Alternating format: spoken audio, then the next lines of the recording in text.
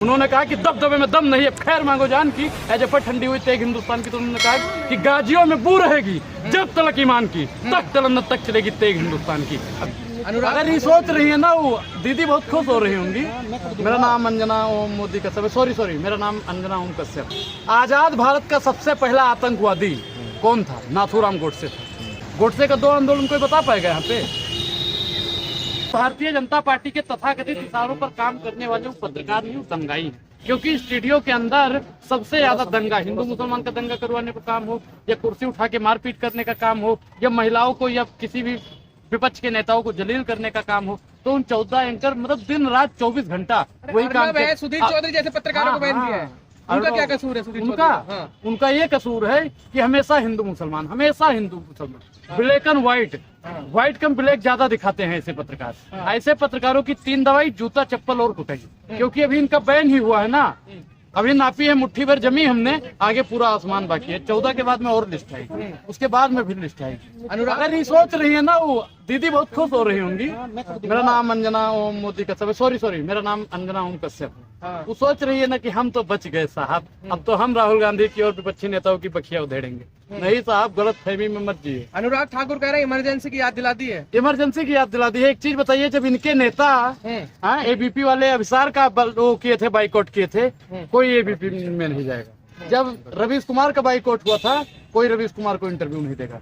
तब आप लोगों को इमरजेंसी की याद नहीं आई थी, आज आप लोगों को इमरजेंसी की याद आ रही। आप लोगों ने अपना जमीर, मीडिया वालों को कह रहे हैं भाई, सोशल मीडिया ही सच्चा मीडिया है, उन लोगों ने अपना जमीर बेच दिया है और चंद पैसों के लिए तबाहे जैसे अपनी अदाएं बदलती हैं, ठीक उसी प्रकार मीडिया हो गई है। मीडिया का काम होता है कि सत्ता पक्ष से सवाल पूछे, लेकिन क्या कह रही है, सत्ता पक्ष के पैर दबाने का अगर कोई काम करता है तो मीडिया करती है। मीडिया प्रधानमंत्री मोदी जी का चरण चंबुक हो गई है। प्रधानमंत्री से सवाल क्या पूछती है? मोदी जी पर्स रखते हैं? अरे महाराज, जब अनुराग पर्स रखता है तो मोदी जी तो पर्स रखेंगे ही। अच्छा एक चीज बताइए प्रधानमंत्री जी, आप शैम्पू कौन सा लगाते हैं? अरे भैया, अनुराग शैम्पू लगाता है तो मोदी जी तो बेसिक ही लगाएंगे। प्रधानमंत्री जी आप खाते क्या हैं? अब कौन उनको बताए कि प्रधानमंत्री जी 50,000 किलो मशरूम खाते हैं? प्रधानमंत्री जी आप एक चीज बताइए कि टॉनिक पीते हैं? अब बताइए कि जिस देश का प्रधानमंत्री टॉनिक से चलता हो, उस देश का क्या होगा? ये सबसे बड़ा सवाल है। कसूर क्या था उन पत्रकारों को जो बैकआउट कर उन पत्रकारों का सबसे बड़ा कसूर है हिंदू मुसलमान। सर एक चीज बताइए कि आपके घर वालों ने आपको पत्रकार इसलिए बनाया था कि आप देश में महंगाई पर बात करोगे, महिला सशक्तिकरण पे बात करोगे। जब महिलाओं को मणिपुर में नंगा परेड करवाया गया, आप लोगों ने उस पर एक भी डिबेट नहीं की। है हिम्मत अकबर गोस्वामी की या फिर सुधीर चौधरी की डिबेट करे? अगर उनको हिंदू मुसलमान का एजेंडा मिल जाए तो 24 घंटे मुसलमान की बखिया उधेड़ने के लोग काम करते हैं। हमेशा टोपी पे और दाढ़ी पे बात करते हैं। एक भी पत्रकार की हिम्मत नहीं है जो वास्तविक। अरे वो राष्ट्रभक्त पत्रकार है, उनके सवालों से डर के आपके प्रवक्ता वहां के शो में जाना छोड़ दिए हैं। राष्ट्रभक्त की परिभाषा बताओगे? राष्ट्रभक्त आप बताइए ना। राष्ट्रभक्त आप बार-बार रिपोर्टर से पूछते हैं, आप बताइए। सबसे ज्यादा कर रहे हो आप, दलाली करने आए हो यहाँ पे। आप बार-बार पूछते हैं, राष्ट्रभक्त का मतलब जानते हो?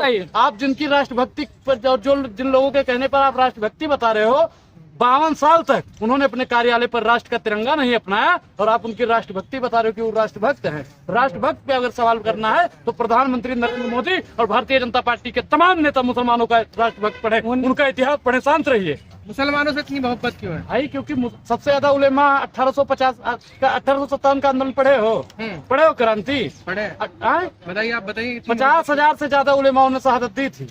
जब अंग्रेजों ने उनसे बहादुर शाह जफर से कहा कि माफी मांग लीजिए, उनके बेटों का सर कलम कर दिया गया था। उन्होंने कहा कि दबदबे में दम नहीं है, खैर मांगो जान की जफर ठंडी हुई तेग हिंदुस्तान की। तो उन्होंने माफी नहीं मांगी थी सावरकर की तरह, वो भी चाहते तो माफी मांग के अपना राजकाज संवार सकते थे। उन्होंने कहा कि दबदबे में दम नहीं है, खैर मांगो जान की जफर ठंडी हुई तेग हिंदुस्तान की। तो उन्होंने कहा कि गाजियों में बू रहेगी जब तलक ईमान की, तक तलन्नत तक चलेगी तेग हिंदुस्तान की। अब एक चीज बताइए कि आज बहादुर शाह जफर की कथनी सही हुई या नहीं हुई? ऋषि सुनक विदेश के प्रधानमंत्री बने कि नहीं बने? बहादुर शाह जफर ने कहा था ना मैडम। आप बताइए, आप तो बहुत काबिल पत्रकार लग रही हैं, बताइए सावरकर ने बोला था? जिनके चरण चंबुक हैं सावरकर के तथाकथित इशारों पर भारतीय जनता पार्टी की जो विचारधारा चलती है, सावरकर के 5 बता दो आंदोलन, मैं मान जाऊंगा जी राष्ट्रभक्त है। कहाँ गया वो राष्ट्रभक्त दिखाने वाला पत्रकार? भाग गए छोड़। अरे वो कह रहे पूरा विपक्ष डर गया, सवालों का सामना नहीं कर पा रहा है, इसलिए सवाल बैन कर विपक्ष दिया। नहीं डरा हुआ है, विपक्ष नहीं डरा हुआ है। हाँ। विपक्ष तो खड़ा है, लेकिन नफरत की दुकान पर ये लोग ग्राहक बनकर नहीं जाएंगे। हाँ। नफरत के बाजार में हम ग्राहक बनकर क्यों जाएं? क्योंकि वहाँ पे नफरत बोई जाती है और वो नफरत बोते हैं, प्रधानमंत्री जी नफरत को काटते हैं। लेकिन उसी चैनल पे बैठ के साधी प्रज्ञा कहती है कि नाथूराम गोडसे जो थे वो देशभक्त थे, अब भी है। आजाद भारत का सबसे पहला आतंकवादी कौन था? नाथूराम गोडसे था। अगर मैं गलत कह रहा हूँ तो आप इतिहास को पढ़ लीजिए। प्रज्ञा तो सुनिए, हाँ। प्रधानमंत्री जी दिखावा करते हैं, नतमस्तक हो जाते हैं गांधी जी के आगे, और विचारधारा गोडसे की। गोडसे का 2 आंदोलन कोई बता पाएगा यहाँ पे? नहीं बता पाओ। गोडसे की विचारधारा, अगर भारतीय जनता पार्टी का नेता मुझे सुन रहा है, ये ट्विटर पे कोई टैग करे तो भैया मोदी जी से पूछ लेना कि 5 ऐसे लोगों का नाम बता दो जिसकी विचारधारा से आपकी पार्टी चलती है। किसकी विचारधारा से चलती है भाई? अरे सबका साथ सबके विकास की बात सबका करते हैं। साथ और सबका विकास होता है तो हाँ। जाति और धर्म और मजहब के नाम पे लोगों का सर न काट दिया जाता, लोगों को मार न दिया जाता। साध्वी प्रज्ञा की आप बात करते हो, वो हमेशा कहती है तलवार तेज करो काम आएगा।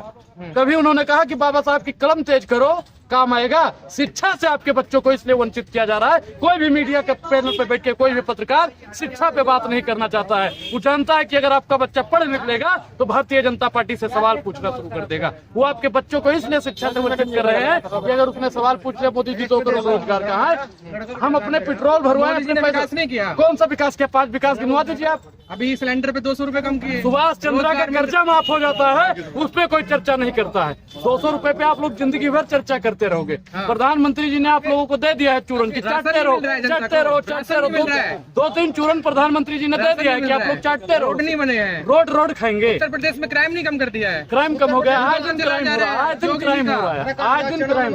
हाँ। बताइए, क्राइम की आपने बात की तो सबसे ज्यादा क्राइम हो रहा है उत्तर प्रदेश में हो रहा है। सबसे ज्यादा अगर कोई असुरक्षित है तो जहाँ जहाँ डबल इंजन की सरकार है वहाँ महिलाएं भी असुरक्षित हैं, छात्र भी असुरक्षित है, और पत्रकार के लिए तो सबसे बड़ा खतरा है। महिलाओं को तो आरक्षण दे दिया मोदी जी ने, मास्टर स्ट्रोक मारा आज ही। अच्छा, एक चीज बताइए, इसकी मांग शुरू से कब से चल रही है? हाँ, इंदिरा जी ने मांग की है, लेकिन सरकारें होने के बावजूद भी वो डिसीजन नहीं ले पाए ना, मोदी जी ने ले लिया। लोकसभा में उसका विरोध, राज्यसभा में तो पास हो गया था, और आज भी इसका अगर क्रेडिट जाता है, इन्होंने आज भी समर्थन ये लोग कर रहे हैं। कांग्रेस हमेशा महिलाओं के साथ खड़ी थी और भारतीय जनता पार्टी हमेशा महिलाओं के खिलाफ खड़ी थी। आप एक चीज बता दीजिए, अगर वो महिला के पक्ष में होता तो मणिपुर की आप हालत आपने देखी और अभी भी वहाँ पे देखी। प्रधान सुनिए मैडम, बोलने दीजिए। अगर आपको बोलने का शौक है तो आप बोल लीजिए, हम चले जाएंगे। नहीं, आप बोले। बताइए, प्रधानमंत्री जी ने मणिपुर पे माँ भी लिया हो, वैसे मन की बात अगर ये करने लगे प्रधानमंत्री जी, बरसों तक इनको अगर मीडिया भी आप लोग पहुंच जाओ ना, घंटों तक मोदी जी बोलते रहेंगे, थकेंगे ही नहीं। और मणिपुर पर प्रधानमंत्री जी इतना थक गए कि बोल ही नहीं।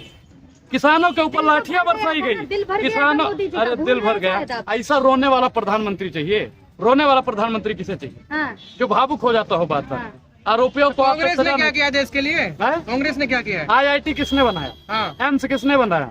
और आप लोगों के हाथ में मोबाइल आ गया है, डिजिटल इंडिया कौन लेकर आया? मोदी जी मन से कह रहे हैं दरभंगा में एम्स बना दिया। एम्स में भैया पत्थर भी नहीं मिल रहा है जिससे उसका बोरिया सीमेंट जानते हो ना, जिससे शिलान्यास किया जाता है, पत्थर जोड़ा जाता है, ईंट जोड़ी जाती है, तो सीमेंट की बोरिया ही दिखा दो। मोदी जी, उसमें इलाज किसका हो रहा है? प्रधानमंत्री मोदी का इलाज हुआ है उसमें? अरे भावुक हो गए होंगे तो मैडम पैरासीटामोल तो लेना ही पड़ा होगा।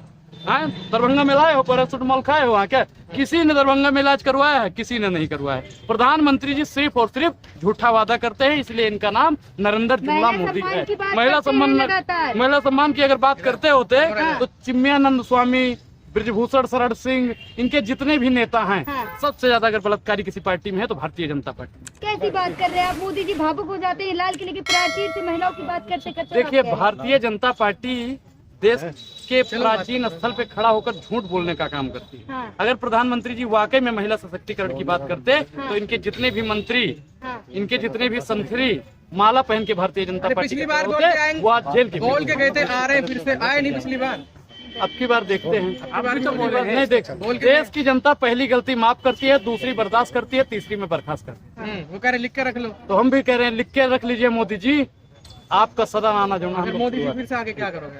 आप इतने चैलेंज से कह रहे हैं, आएंगे कैसे भाई? आएंगे क्या करेंगे? EVM हटाओ, देश बचाओ।